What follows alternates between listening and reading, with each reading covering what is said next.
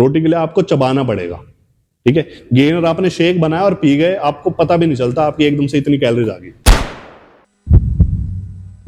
जैसे कि आपको पता है कि हमारी सीरीज चल रही है सप्लीमेंट से रिलेटेड, जिसमें हम एक एक करके अलग अलग सप्लीमेंट्स को रिव्यू करते हैं, जिसमें इश्यू होते हैं उन इश्यूज को एक्सपोज करते हैं और आपके पास राइट इंफॉर्मेशन पहुंचाते हैं। ये वीडियो उसी सीरीज के अंदर थर्ड वीडियो है। इससे पहले मैंने 2 वीडियो और बनाए हैं BCAA और टेस्टोस्टेरोन बूस्टर के ऊपर। You can watch it after this video. Generally लोगों के अंदर मिसकंसेप्शन होता है कि अगर आपको गेनिंग करनी है तो आपके लिए वेट गेनर बेटर है, अगर आपको कटिंग करनी है तो आपके लिए प्रोटीन बेटर है। इस वीडियो के लास्ट तक आपके सारे डाउट्स क्लियर हो जाएंगे कि हमारे लिए क्या बेटर है। चलिए पहले बात करते हैं गेनर्स की। अलग अलग कंपनीज अलग अलग नाम से वेट गेनर के प्रोडक्ट मार्केट में निकालती है। कुछ लोगों ने उसका नाम दे रखा है mass gainer, weight gainer, muscle mass gainer, lean mass gainer. बस कंपनियों ने अपनी आइडेंटिटी मार्केट में एस्टेब्लिश करने के लिए नाम निकाल रखे हैं। बाकी इनके अंदर कोई डिफरेंस नहीं है, नियरली सबके इंग्रेडिएंट सेम है। ये बस एक टाइप का आपको सामान बेचने वाला गिमिक है जो कंपनीज करती हैं, क्योंकि जनरली लोग नाम सुन के खरीदते हैं। जैसे कि वेट गेनर का नाम सुन के लोगों को लगता है कि भाई वेट इंक्रीज होगा, मसल गेनर सुन के लोगों को लगता है कि बस मसल इंक्रीज होंगी। 2 कंपोनेंट्स होते हैं जो मेनली इन गेनर्स में होते हैं, एक होता है प्रोटीन वाला कंपोनेंट और दूसरा होता है कार्बोहाइड्रेट वाला कंपोनेंट। बाकी और भी कई माइक्रोन्यूट्रिएंट्स और क्रिएटिन है और ग्लूटामाइन है और ये सारी चीजें डालते हैं, बट उन सारी चीजों के लिए हम कोई भी बंदा नहीं है जो उन चीजों के लिए गेनर ले रहा है। कोई बंदा अगर गेनर ले रहा है तो उसका रीजन ये है कि उसकी या तो कैलोरी रिक्वायरमेंट पूरी नहीं हो रही या फिर उसका डेली प्रोटीन रिक्वायरमेंट पूरा नहीं हो रहा। सो बेसिकली जो गेनर है उसके 2 ही कंपोनेंट होते हैं। हम दोनों के बारे में इंडिविजुअली बात करेंगे। पहले बात करते हैं प्रोटीन वाले कंपोनेंट के ऊपर।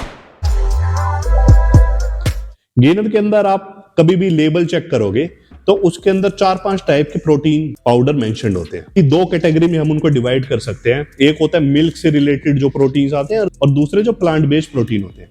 मिल्क बेस्ड प्रोटीन के अंदर हमारा आ जाएगा वे प्रोटीन आइसोलेट, वे प्रोटीन कंसेंट्रेट, कैसीन प्रोटीन और मिल्क पाउडर। सेकंड अपना प्लांट बेस्ड प्रोटीन जो भी सोए प्रोटीन वगैरह होते हैं वो हो गए हमारा सेकंड। इसके अंदर इश्यू आता है कि प्लांट बेस्ड प्रोटीन और हमारा मिल्क पाउडर ये काफी ज्यादा चीप इंग्रेडिएंट्स हैं। सो मोस्टली आप गेनर में देखोगे 99% गेनर के अंदर मेंशन नहीं होता कि कौन सा प्रोटीन किस अमाउंट में प्रेजेंट है। उसके बाद भले उसके अंदर 1 स्कूप डाला उन्होंने वे प्रोटीन आइसोलेट का, उसके अंदर वो मेंशन कर सकते हैं कि इसके अंदर वे प्रोटीन आइसोलेट है। उनको वे प्रोटीन आइसोलेट ये बताने की जरूरत नहीं है कि हमने बस 1 स्कूप डाला है। आप अगर वे प्रोटीन के पैसे समझ के कोई चीज खरीद रहे हो कि हमें इससे वे प्रोटीन मिलेगा, तो ऐसा नहीं है। कई सारे आपको और भी प्रोटीन सोर्सेज से प्रोटीन मिल रहा है। अब सेकंड कंपोनेंट आता है हमारा कार्बोहाइड्रेट का कंपोनेंट। किसी भी वेट गेनर का आप लेबल चेक करोगे तो उसके अंदर कार्बोहाइड्रेट के सोर्सेज कई सारे मिलेंगे, बट 2 कार्बोहाइड्रेट के सोर्सेज ऐसे हैं जो आपको नियरली हर वेट गेनर के अंदर मिलेंगे। एक हो गया हमारा माल्टोडेक्स्ट्रिन, दूसरा हो गया सिंपल शुगर। अब कई कंपनीज होती है वो शुगर नहीं डालती। उनका लॉजिक इसके पीछे ही होता है शुगर इंसुलिन स्पाइक करता है, तो इंसुलिन स्पाइक करेगा तो हमें इंसुलिन रेजिस्टेंट भी बनाएगा। कई जो नॉर्मल बंदे हैं वो प्री डायबिटिक बन जाएंगे, जो प्री डायबिटिक हैं वो डायबिटीज हो जाएगा। तो वो बड़ा बड़ा लेबल पे मेंशन कर देते हैं कि भाई ये शुगर फ्री है, लेकिन उसके साथ वो माल्टोडेक्स्ट्रिन डाल देते हैं। जबकि आप देखोगे कि माल्टोडेक्स्ट्रिन और शुगर का बॉडी के अंदर सिमिलर रिस्पॉन्स है। दोनों इंसुलिन को स्पाइक करते हैं, दोनों का ग्लाइसेमिक इंडेक्स काफी हाई है। माल्टोडेक्स्ट्रिन को शुगर कंसीडर कर सकते हो, मैं तो माल्टोडेक्स्ट्रिन को शुगर ही कंसीडर करता हूं, क्योंकि सिमिलर रिस्पॉन्स मिलते हैं, बॉडी के अंदर सिमिलर इफेक्ट्स आते हैं। तो एसेंशियली हमारा वेट गेनर हो गया प्रोटीन प्लस चीनी। वे प्रोटीन खरीदिए, उसके अंदर चीनी मिला के पियो, आपको कोई ज्यादा डिफरेंस नहीं मिलेगा, आपको सिमिलर ही रिजल्ट्स मिलेंगे। तो आपको क्या लेना चाहिए, वे प्रोटीन या मास गेनर? हम जब कोई भी सप्लीमेंट लेते हैं वो हम इसलिए लेते हैं कि हमारी डाइट के अंदर वो रिक्वायरमेंट पूरी नहीं हो पा रही है। क्योंकि अगर हमें डाइट से ही सारी चीजें मिल रही हैं तो सप्लीमेंट करने का क्या मतलब उस चीज का। अब बात करते हैं हम इंडियन डाइट की। किसी भी इंडियन हाउस होल्ड में देखोगे तो हफ्ते में 7 दिन है, तो 7 में से 6 दिन एक्सट्रीमली हाई कार्बोहाइड्रेट वाली डाइट चल रही होगी। कार्बोहाइड्रेट से रिच होती है हमारी डाइट, रोटी, सब्जी, चावल। तो ऐसे में जब हमारी डाइट में ऑलरेडी इतना ज्यादा कार्बोहाइड्रेट है तो 50 रुपए किलो के हिसाब से बिकने वाली चीनी के हम 1000 रुपए क्यों दे रहे हैं किसी वेट गेनर के अंदर? अगर हम जेन्युइन भी कार्बोहाइड्रेट उसके अंदर मिल रहे हैं, सपोज कॉम्प्लेक्स कार्बोहाइड्रेट भी मिल रहे हैं, तो भी हमारी डाइट के अंदर ऑलरेडी वो चीज अवेलेबल है, उसको सप्लीमेंट करने के क्या मतलब उस चीज का।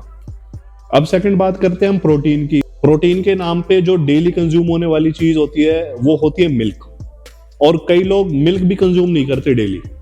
पनीर, एग, चिकन, इन सब की बात तो आप दूर की बात है, मिल्क भी कंज्यूम नहीं कर रहे लोग। ऐसे में क्या ज्यादा सेंस नहीं करता कि हम प्रोटीन से सप्लीमेंट करें इंस्टेड ऑफ वेट गेनर, जो कि प्रोटीन और चीनी है एसेंशियली। क्या आप चाहते हो कि अपनी इंसुलिन सेंसिटिविटी से कॉम्प्रोमाइज करके आप वेट गेन करो? क्या आप डायबिटिक होने का रिस्क लेना चाहते हो? ये सारी चीजें हैं जिसकी वजह से मेरे को बिल्कुल पसंद नहीं है वेट गेनर। मैं किसी भी बच्चे को रिकमेंड नहीं करूंगा कभी अपनी लाइफ में। एक आध केसेस हैं जिसके अंदर में भी बंदे को फायदा मिल सकता है। गेनर के अगेंस्ट खड़े होने वाले कई लोगों का ये भी कहना होता है कि भाई अपना गेनर लेने से बढ़िया आप रोटी दो एक्स्ट्रा खा लो। तो वो चीज, रोटी खाने वाला अगर कोई बंदा होता इतनी ज्यादा, तो वो गेनर नहीं लेगा। जो बंदा गेनर लेने पे जा रहा है उसको इजीली कंज्यूम करने हैं कैलोरीज, ठीक है। आप रोटी घोट के नहीं खा सकते, रोटी के लिए आपको चबाना पड़ेगा, ठीक है। गेनर आपने शेक बनाया और पी गए, आपको पता भी नहीं चलता आपकी एकदम से इतनी कैलोरीज आ गई। तो उसका सॉल्यूशन वो नहीं है, उसका सॉल्यूशन मैं बताता हूं क्या। अगर आपको कैलोरी का भी इशू है, आपको कैलोरीज भी चाहिए, तो आप प्रोटीन से घर पे ही गेनर बना सकते हो। सिंपल, बिल्कुल सिंपल गेनर्स हैं। कोई दुनिया भर के जो इंग्रेडिएंट्स वाले, जो दुनिया भर के आपको यूट्यूब पे दिखते रहेंगे, उसके अंदर 50 तरीके के इंग्रेडिएंट्स डाल देंगे। आपको पता है वो खुद बंदे भी नहीं ले रहे होंगे। ओट्स डाल देंगे, उसमें केले डाल देंगे, फिर ब्लूबेरी डाल देंगे, आइसक्रीम डाल देंगे, वो खुद भी यूज नहीं करते। वो दूध, वे प्रोटीन और बनाना, इसको एक मिक्सी में डालो, ग्राइंड करो, पी जाओ। इससे बढ़िया आपको गेनर नहीं मिलेगा। और ये गेनर मार्केट में अवेलेबल किसी भी गेनर से मैं कह रहा हूं 10 टाइम्स 100 टाइम्स बेटर है।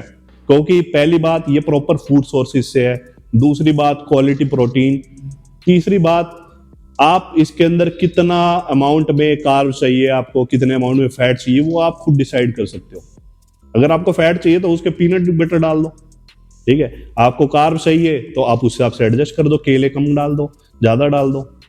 तो मेरे हिसाब से अगर किसी बंदे को सप्लीमेंट लेना ही है तो उसके लिए बेटर चॉइस होगा प्रोटीन। लेकिन क्या आपको प्रोटीन की भी जरूरत है? जो बिल्कुल न्यूबी होते हैं, जो बिल्कुल नए बच्चे होते हैं, उनकी डाइट प्रॉपर नहीं होती, उनका वर्कआउट प्रॉपर नहीं होता, और वो बस सप्लीमेंट लेने के लिए निकल जाते हैं। वो घर से निकल जाते हैं कुछ पैसे लेके कि भैया कोई सप्लीमेंट चाहिए और सप्लीमेंट से बॉडी बनेगी। ऐसा कुछ नहीं होगा, आप बस अपने पैसे फूकोगे, ठीक है। जो नया बच्चा है ना उसको वे प्रोटीन की जरूरत है, ना उसको वेट गेनर की जरूरत है। उसको जरूरत है पहले अपनी डाइट के अंदर सफिशिएंट अमाउंट ऑफ प्रोटीन ले, फूड सोर्सेज से अपने वर्कआउट को इंप्रूव करे। अगर उसको लग रहा है कि भाई मेरी डाइट बिल्कुल पॉइंट पे है, मेरा वर्कआउट बिल्कुल पॉइंट पे है, और उसके बाद भी हर दिन का जो प्रोटीन का गोल है वो पूरा नहीं हो पा रहा है, तो ठीक है, वो वे प्रोटीन कंसीडर कर सकता है। इस टाइप से मैं धीरे धीरे करके और भी सप्लीमेंट के ऊपर वीडियो बनाने वाला हूं। अगर आप इंटरेस्टेड हो वो भी वीडियो देखने के लिए, और आपको लगा कि इस वीडियो से आपको कोई ऐसी इंफॉर्मेशन मिली जो आपके काम आएगी, तो वीडियो को लाइक करें, कमेंट करें और सब्सक्राइब करें।